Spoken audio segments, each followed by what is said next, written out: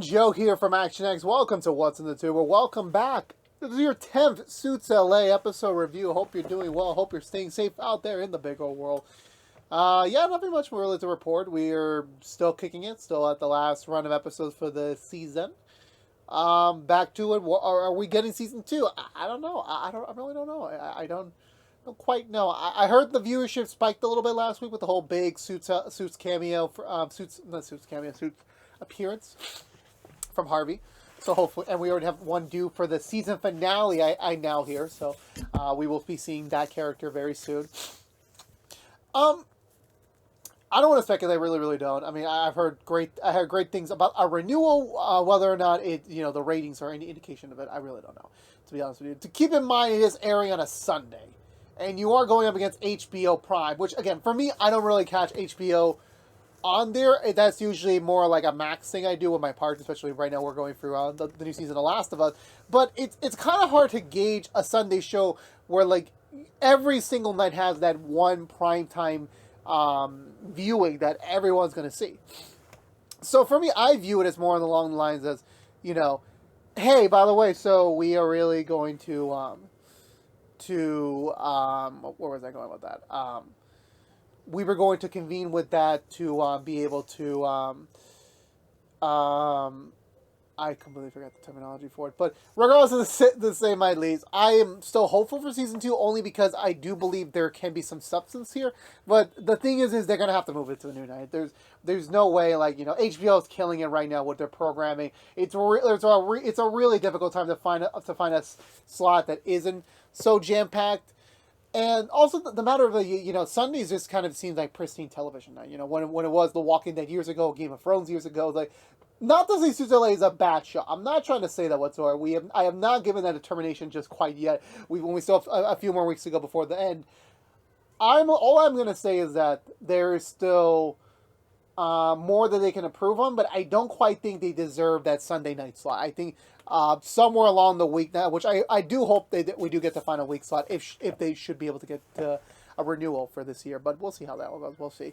But here we are, another episode. I really did find this episode to be a little bit jarring, per se, from the flashback point of view, considering the fact that I want them to continue this stuff. Obviously, when we just finished up a massive flashback episode last week, it didn't make sense for us to, keep going forward, or maybe they didn't have enough steam in the tank to keep going. But for me, I just view it as this would have been a really great opportunity to get someone else in here, but it didn't really work out in that front. I still enjoyed the episode from a basis standpoint. I think it continues to give me what I exactly want for the show, which I do appreciate, and I still hope we get to see more of this as we approach the final episode. But at the end of the day, some of the things are still kind of a little bit of a mixed messaging, whether or not it's whether that is purposeful for the context of the show or from the writing standpoint. I really don't know, to be honest with you. I really don't know. All we can do is pursue forward and just hope that it all works out to be. But with all that being said, let's go for the Butcher recap and talk about this week's episodes of Suits LA. So we begin with, where do we begin? Where do we pick things up from here? I want to say we get to, I'm trying to remember. I'm legitimately trying to remember what is really going on, because it's been a little bit. I want to say we pick up in 2005. Yes, that's right. So our flashbacks have been taking place in 2010, so 15 years before the events of the events as of now. However, the flip side of it is that Stephen Amell and Josh McDermott are still playing their characters 20 years ago. Which, again, in the reality of things, it doesn't, how I view it is that when we get older, it's kind of like how I view the How I Met Your Mother aspect of it, where future Ted sounds so different than when we finally do get the future Ted. He still looks the same and sounds the same. So why did they do that? I don't know, really, because honestly, for casting reasons, to make it easier instead of doing a split screen, to make a younger version or whatever the case might be, they could have easily just employed it's been 20 years ago that they were kicking, but now the fact that Stephen Amell has good genes, that I can believably see him being 20 years old. Obviously, it gets to the notion where it's kind of like the like you can see like this is an older man. It's like Tobey Maguire fan, where like Tobey Maguire when he was playing Spider-Man for the first time was 20, around my age, playing the character as a 17-year-old. Which I'm just like, for me, I'm like, yeah, no, I don't buy that whatsoever. I really, really don't. So this is kind of where the vibe is, especially for Josh McDermott, who has to keep his beard. Which I'm like, maybe the beard will make you younger, and that's the whole point. I think for me, personally speaking, Josh McDermott looks, and I'm not trying to be offensive. I really am not.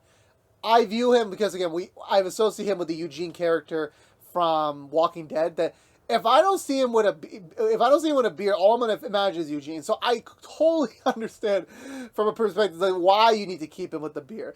But at the same time, I'm just like, yeah, you kind of screwed yourself up with this one, considering the fact that he doesn't look a day older. Like, unless, okay, these guys have great genes, or they just had very different hair decisions back then. So the whole backstory of it is that, yeah, we're 20 years ago. And what's ironic, as I mentioned Walking Dead, is that their dean, because they're in Columbia Law School, is another Walking Dead alum. So I'm just like, I gotta look through the Instagram, see if there had to be some sort of like Walking Dead reunion type of thing. That was so cool. That really was. But yeah, they're at their final year, about to graduate law school, about to figure out who is the best student between both of them. And of course, Ted starts talking about himself, thinking that he's the one who's going to get the big old, honors of being the number one student, the number one, everything. However, the dean said after everything's been tabulated, they're tied. Exactly, which obviously is like, there ain't no way they're tied. There gotta be no way. But we need a plot basis for the episode. So, so the only way they can determine this is for a mock trial where Ted and Stewart will have to go head to head to each other in a mock trial. Ted being the prosecutor Ted being the defense. Ted being the prosecutor and Stewart being the defense. That is the whole goal. That is the whole angle they're going to be putting for. And the only specialty conditions they have, because of the fact this is a made up case, that Ted and Stewart would have one free pass to change anything they want in the case story that they're being presented, and they'll go from there on that. We cut over to present day, where Ted, having finally returned from New York, Vince is Amanda to finally have the conversation of will they finally get together, and sadly Amanda is saying no, because like I said, Ted was literally in the middle of like a great moment. They could have literally banged that night, most likely speaking, but sadly no, Ted got called away by Harvey, so him coming back doesn't do anything, because for Amanda, she's like, oh, so if someone else from your past is on your beck and call, you'll literally abandon everything, including me, to go do it. So she will not be pursuing forward with the relationship at this time, and will be fully going on to be working at the firm as an official criminal defense lawyer, or head of criminal defense. I forgot whatever the case might be. But so they leave it at that, sadly, and Ted does get a little bit berated, considering the fact, again, he had to do a very personal thing for Harvey, and sadly he's getting juped for it, which I'm just like, yeah, that was going to happen anyway, Ted. That was going to happen 110%. Stewart's getting psyched up for his day in court, as he's going to court early to try and get the charges against his client, against not David Bowie, thrown away before they can even get any further than that. With his wife kind of looking at him, kind of calling him out, trying to figure out what's going on with you. Like, you're usually never this stressed before a trial, so something else additional must be going on here. That is piping hot. So I think from there we get over to the court case, where immediately Stewart tries to get everything thrown out, saying that not David Bowie has an alibi, that everything seems set solid, that there is no way he can commit the murder if we have timestamps of him performing it. And the defense, who was willing to, the prosecution, ready to really dive into it, say, wait, hold on, how do we make sure this is a legitimate video? How is it convenient that he managed to get this video such in the nick of time? So all the back and talk has managed to give the judge a little bit of like a worriedness of, okay, you know what, do your investigation, return to what you find, and we'll take it from there. Which obviously Stewart's not happy about it, considering the fact, again, he was trying to get this easily thrown out, but sadly that won't be the case with this margin. We cut over back to the 2005 case, where Stewart and Ted are trying to go over the boundaries of this, considering the fact they can also cast selected people, like the accused, the victims, the witnesses that will be cross-examined, everything of the sort. Ted only had one request to allow his brother Eddie to be the victim here, which again he won't get to do really much about it because he's supposed to be in a coma, but again, so he could be involved in the plot and to be involved in this matter. Which I'm just like, how does Ted pay for the apartment though? If he and his father are bad in relationship and there's no way he can sustain a job with, that's confusing. But anyway, they agree on that. But however, of course, Stewart gets final say on the other additional cast members they'll be casting, with no ifs, ands, or buts from Ted, as this will be his only request. Which I'm just like, that's not fair, though. That's one request versus dozens of them. But anyway, to say the least, Stewart decides to ask his then girlfriend, now wife, well, in context of flashback, then girlfriend, to be the therapist that will be cross-examined during the case, which she expressed a little bit of like a concern about, considering the fact they're dating, and even though this is all like made up, so to speak, that she doesn't want there to be an issue or any conflict of interest during this case, which Stewart's like, oh, no, don't worry about that. Nothing's going to happen whatsoever. Nothing's going to happen. And that also gives Stewart another idea, which we'll cut the point a little bit later. I want to say, oh yeah, I do remember Ted did have a follow-up scene with, not a follow-up scene, a continuation of the scene I completely skipped over where he get a little jibbed at Amanda for like, okay, you're immediately rejecting our possibility of going out. Okay, that's perfectly fine. Then guess what? Then as the new head of criminal defense, you're going to have to go out there and poach us a new client, a really big client. And obviously Amanda's like, are you serious? Like, if today's my first day, how am I going to get that done? And Ted's like, I don't care. You're going to figure it out somehow. Which is a little bit of an asshole move by Ted, but I guess he does feel a little bit burned by that prospect, to be honest with you. I know there was one scene between Rick and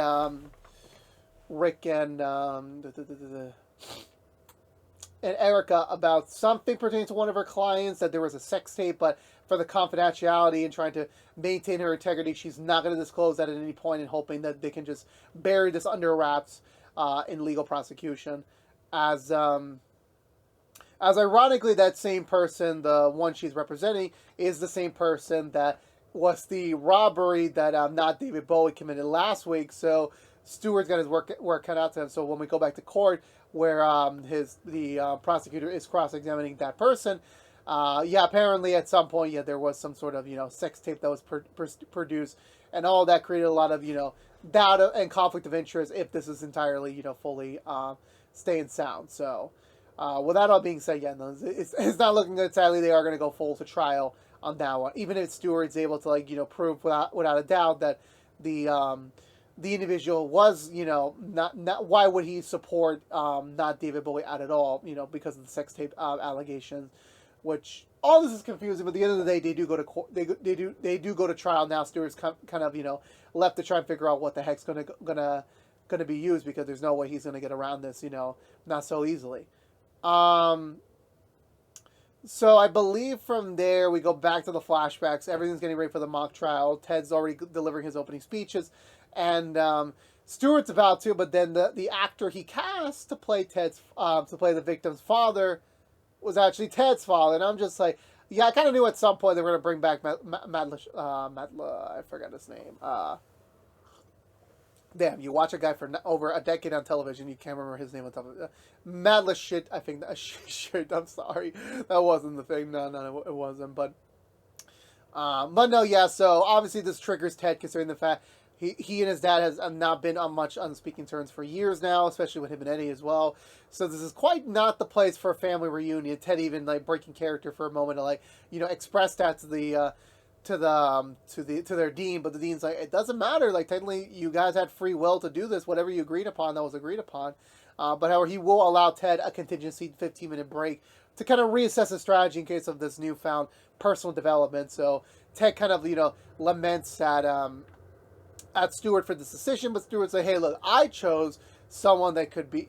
Essentially, this was Stewart's way of saying he's the first father figure I can think of, and I mean, you got to show your personal integrity even during this, so you kind of have to be tested here as well. And I guess this is probably deep down a way Stewart can get Ted off balance by not really being able to concentrate fully on the case itself.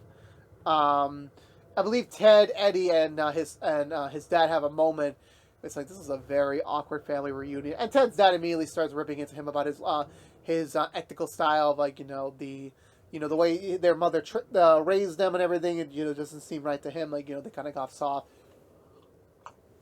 And he only agreed to do this to really see if the way Ted was raised without his father was the correct way for him to be a true, authentic lawyer, which we'll see how that goes. Then we come back to present day. This is kind of where I get lost in the weeds because, yeah, I know Erica's trust of Stewart does get broken with the whole him revealing the sex tape, also kind of losing Erica client in the process as well. I know Amanda does do her own badass thing where she goes into a different courtroom for a different case. She immediately starts talking smack about the public defender, saying that she's not that he's not really worthy to handle this case. I think she's a social media influencer or an up-and-coming actress. I forgot which one it was, but regardless, to say the least, yeah. So eventually, all of her mean words eventually is enough to like kind of get the client to drop her original lawyer and go with her. So I'm like, hey, Amanda's got skills. That's no other way about it.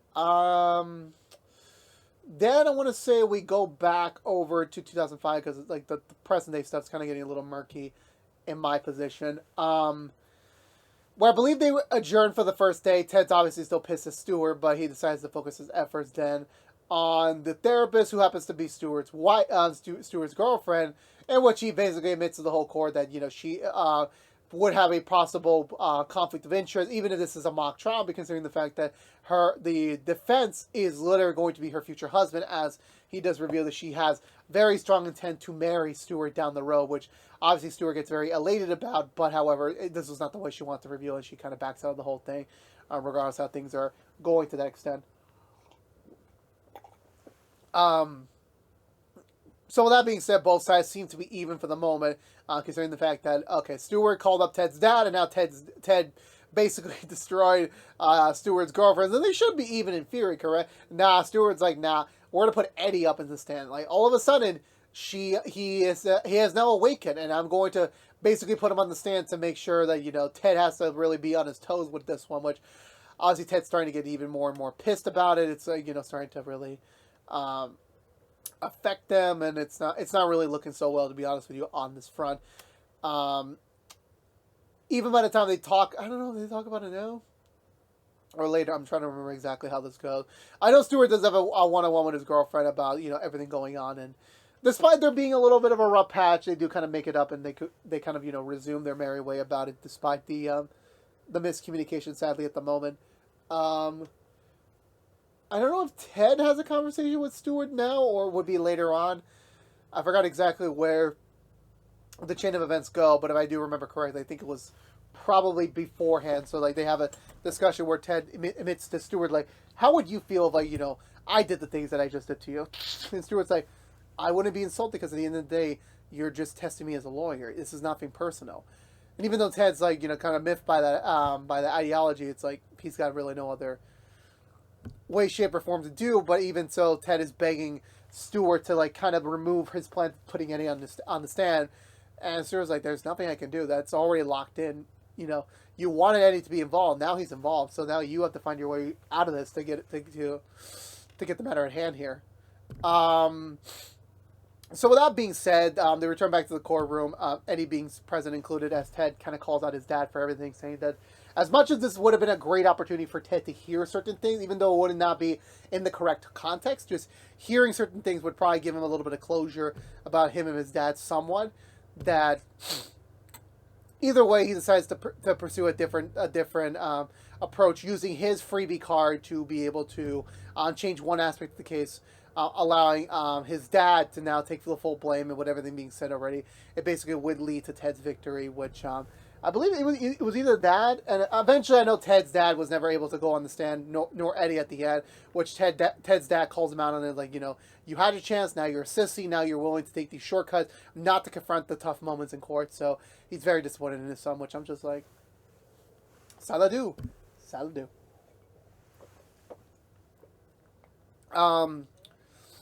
So yeah, so Ted and Stewart does have a nice kin moment in a bar, talking about everything. And they do kind of, first of all, they do respect each other, do admire each other for the moves they played during the court, and that they're going to be both great lawyers once they eventually leave Columbia School of Law. But then there's no hard feelings between them. Obviously, this was all just meant to make themselves better lawyers, to really test them, to try and like see how does the other fare up, and I think that was gonna all work out for the best. All's gonna work out for the best. But with all that being said, yeah, so they make up. Stewart's future fiance does show up, including Samantha as well. But I got a little bit lost here. If this was like, were they already dating at this time? This was a blind date set. I really forgot, but they already kind of got like good vibes going here. So kind of back to present day. Um, I want to say Stewart does find a way around it. He does manage to confirm the time codes and everything, that it does match everything going on.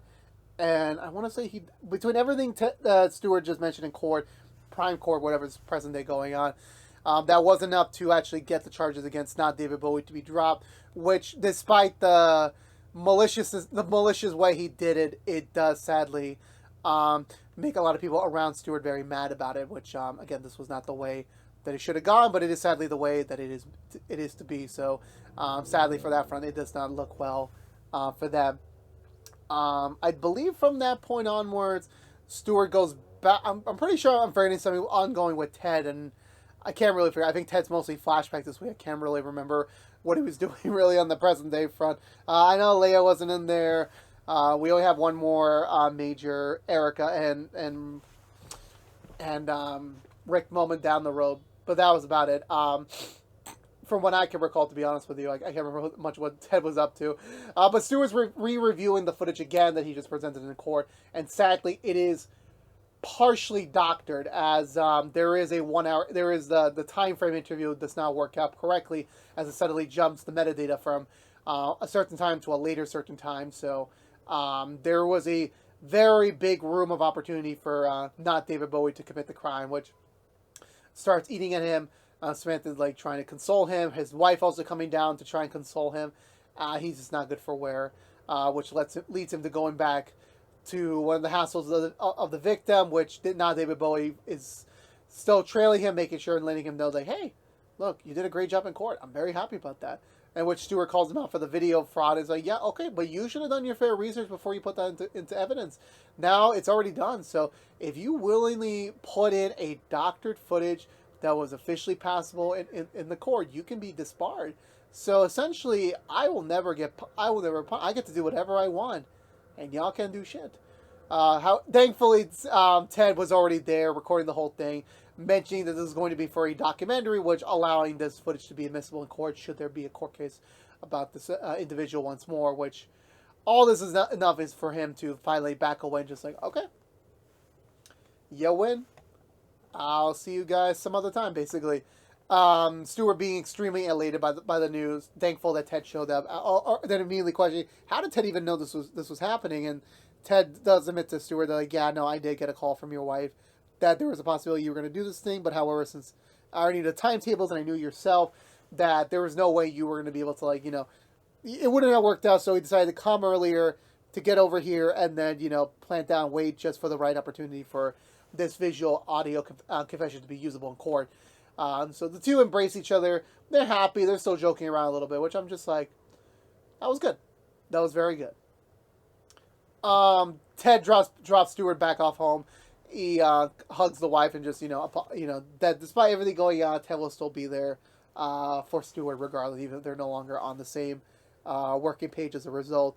With I believe Erica and Rick have a moment in Rick's office where Rick gets called out by Erica for allowing all this data to go in Stewart's hand, and now Stewart using it against her. So essentially kind of destroyed a part of her credibility, and she lost a client over this. So this really did not work out so well for anything. I did forget there was one other scene where let me finish the scene where I know Rick does tell Erica, look, at the end of the day, like, you keep finding all these reasons to be close to me.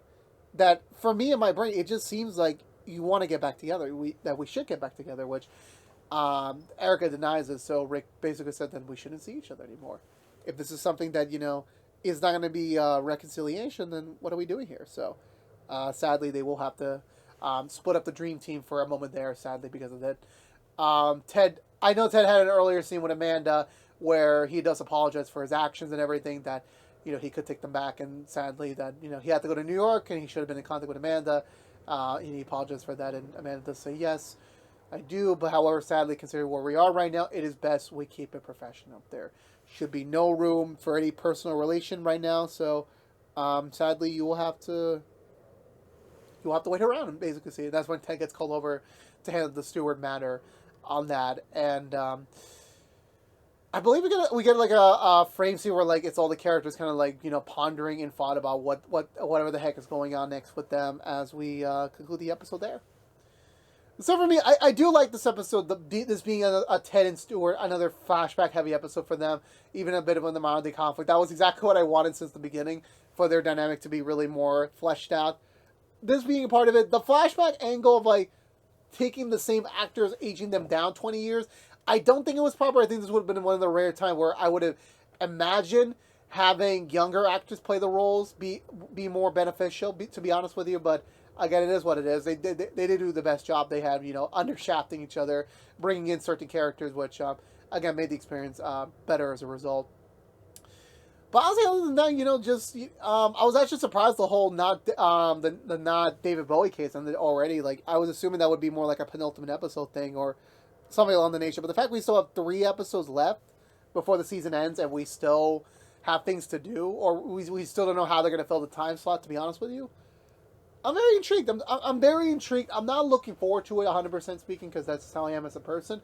But definitely there was remarks here that I'm like, yeah, so I could definitely see where they're going here, or still at the same time now. But there were still moments where like I didn't really vibe with 100% speaking, just because of the selective choices they made. So it wasn't a perfect episode, but thankfully they did give me what I want on the Stewart and Rick front, and the Stewart and Ted front, and that's all I really have to really compliment them for. Otherwise, the rest of the episode was subpar at best, but this is what I need. Like, again, if you get season 2, I want to see more of Ted and Stewart. That's kind of what I want to see. That's just my wholehearted opinion about that. But with that all being said, I'm going to give this episode 1 thumbs up. Let me know down below what you think of this week's episode of Suits LA. I would love to have a conversation with you about it. But I believe that's going to do it for me today, everyone. So if you're unaware, this has been What's 2 from ActionX, reviewing every episode in the hopeful first season of Suits LA. If you want to know what we're doing or what's the 2 besides our Suits LA episode reviews, right now we are doing rookie episode reviews each and every week after Brand News is on ABC, and we are also doing Madlock reviews each and every Thursdays after Brand News is on CBS. But if you don't care about Suits LA, your luck will be back next week with another brand new episode review for you, so stay tuned until then. But again, thank you so much for watching. Please subscribe if you haven't yet, like, favorite, share if you want to. Ring that bell and follow us on social media for more. But until we see each other again, thank you so much for watching. Please stay safe out there, be good to each other, and as always, peace out.